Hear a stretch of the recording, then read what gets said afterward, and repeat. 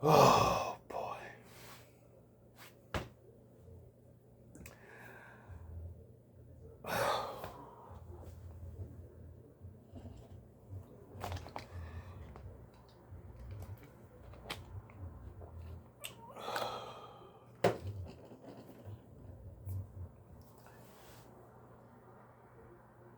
I'm at a complete loss here.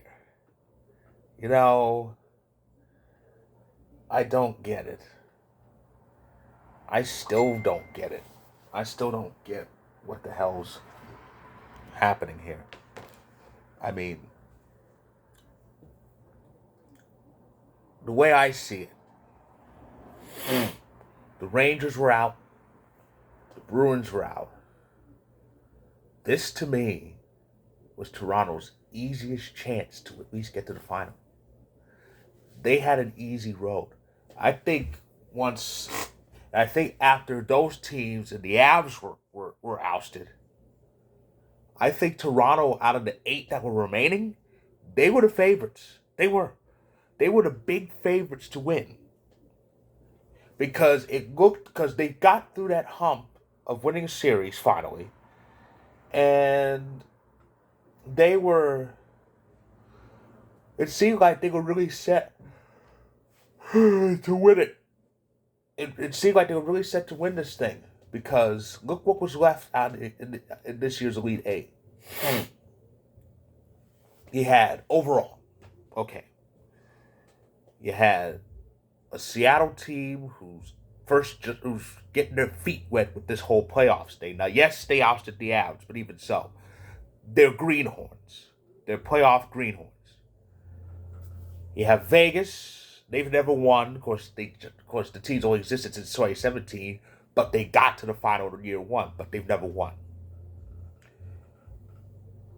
Edmonton. There's another chance with the dynamic duo they have. Okay.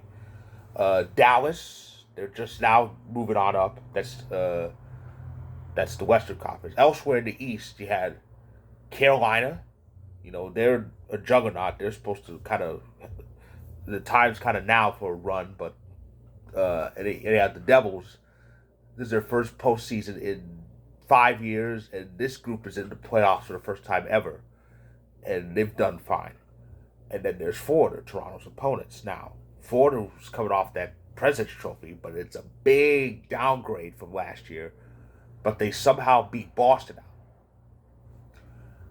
However, because of their faulty record and their status in this year's playoffs, everybody, myself included, figured well Toronto was going to make a quick work over. I remember I spent a whole lot of time burying the Bruins for losing to this team.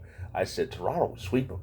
Toronto would sweep them. That's all I said was Toronto would sweep them. Toronto would sweep them, and they're the ones look like they're going to get swept.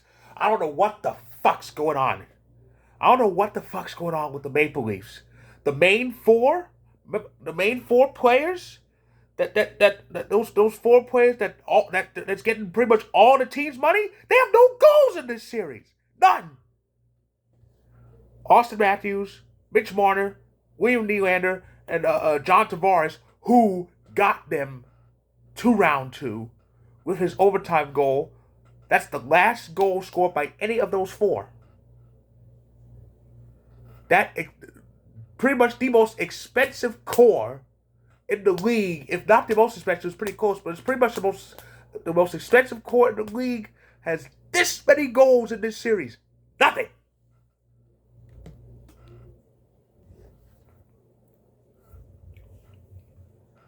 And even as early as their game 2 loss, I kind of asked myself, you know, are the Leafs actually just content with winning a series? Is the attitude among that team is well we won a series and that's enough? It can't be because right after they won Game 6 against Tampa, Austin Matthews was shown being interviewed and he said the job is not close to being done, and it's not. It's not. Winning one round is good. Advancing is good, but the goal is to keep advancing until you get that pinnacle, you get that holy grail. Toronto is still stuck at 4 wins. They're still stuck at 4. And they really shouldn't be. Because with all of that talent, and I was really bragging. I always brag about the Leafs. But with all that talent, they're the ones that should be up 3-0. Instead, they are 3 in the hole. And I don't know what to say. I don't know what to say here. Because they are completely disappearing. They are completely disappearing in this series, and I don't get it. I really don't get it. You know, on the flip side to this, let's not lose sight of this. The Panthers are 1 win away from the conference final. They've only been in the conference final once, and that was that magical, crazy run they had back in 1996, which was the last time they won a series until last year. But it still has been that long since they reached the Final Four. That was a very crazy run. It was the team's third season of existence, right? They somehow just mowed their way through the Eastern Conference playoffs. They beat the Penguins in that conference final and reached the Cup final for the first and only time so far in franchise history. That's when the Avs swept them. Of course, it was an Avs team that just moved to Denver from Quebec. That alone was a big story, but still, the Panthers are 1 win away from getting to the conference finals and 5 wins away from getting back to the Cup final for the first time since that crazy run. Elsewhere, before this game, the Devils and Hurricanes had a hell of an affair. 8-4 was the final score. They were trouncing Carolina. They were on their home ice, and they were just ready for them, shooting everything. One problem, though. Devils' power play needs work. 3 of Carolina's 4 goals were shorthanded goals, and that includes a penalty shot by Jordan Martinook. A shorthanded penalty shot goal. But yeah, the power play needs to be better. 3 shorthanded goals against. That's a bad blemish. That's a bad thing. It's bad when that's being talked about in a game that a team won 8-4. When the losing team had 3 shorthanded goals. Yeah, power play needs to do better. But they are in this series now. It's 2-1 now. Carolina still leads. Seattle. Oh boy. Are we seeing the flat-out dismantling of Jay Ottinger?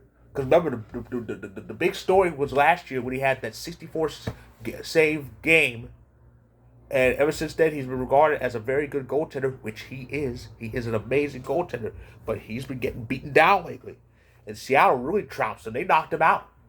5 goals in the second period. I mean, and that's what I've been reading on Twitter. Are we getting a Kraken Panthers final? Are the Florida Panthers really for real? I mean, I'm having to swallow every word I've said about them. I called them a glorified AHL team. I said Toronto would sweep them. I said Toronto would sweep them because they're better than Boston. They don't lose to pushover teams. They're getting killed by Florida. Only way to get out of this, they reverse sweep. Now, Toronto does have a reverse sweep victory in their history, but that was 81 years ago. I don't know. Because usually like 1 game at a time, right? It's been done 4 times. The Maple Leafs in 42, the Islanders in 75, the Philadelphia Flyers in 2010 during their run to the Cup final, and the Kings 9 years ago, which kicked off their second championship. I still can't believe that. Their second championship run started with losing the first 3 games of their playoff run. And I think they went